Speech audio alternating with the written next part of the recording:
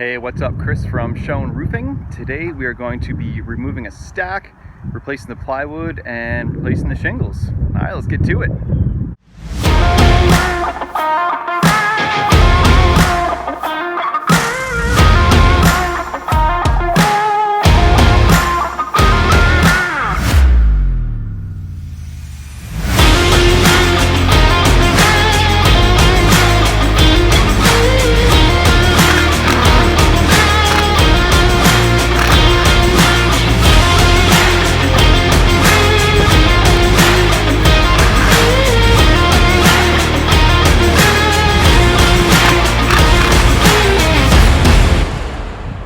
Alright, I got the shingles removed for as much as I think I'll need to get some wood replacement in there.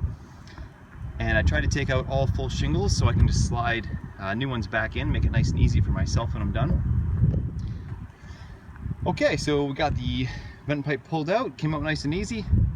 Was disconnected as promised. Love when that happens. Because of the ice and water shield they had used around the back of the flange, I had to take a few more shingles out. It was so melted together that they just started ripping. So we're gonna get a piece of wood cut, bring it up here, trace it out, pop it in, and then go from there. All right, we got the piece of plywood cut for the deck, 24-inch rafter spacing.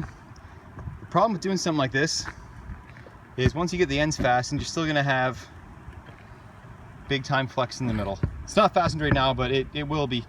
So what we're going to do is put a couple pieces of 2x4 top and bottom, frame it in. It's more of a safety concern for anyone else that's going to be up here working, you know, doing something like I'm doing, replacing a vent or, you know, stink pipe flange, whatever they're doing. You don't want someone stepping on that and either cracking it and compromising the roof for a future leak. So we're just going to put a couple pieces of 2x4 in the sides to frame it up so it's solid all the way around. All right, got it framed in. Took about 10 minutes. Most people will say this is complete overkill, but like I said, homeowner's gonna come up here, put Christmas lights up, I don't know, do something with his valley, you never know, party, watch the fireworks.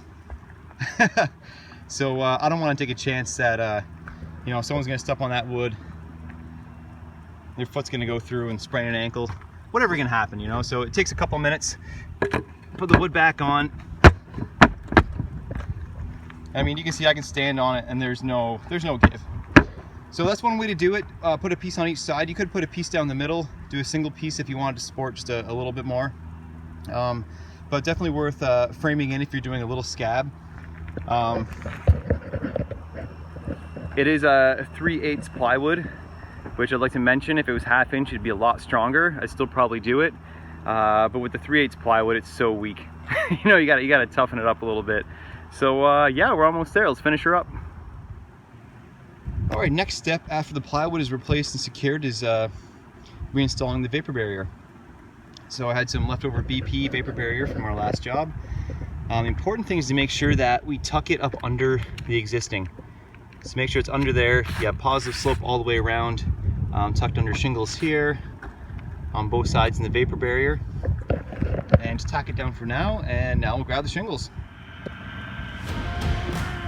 Alright, shingles are finished up and installed.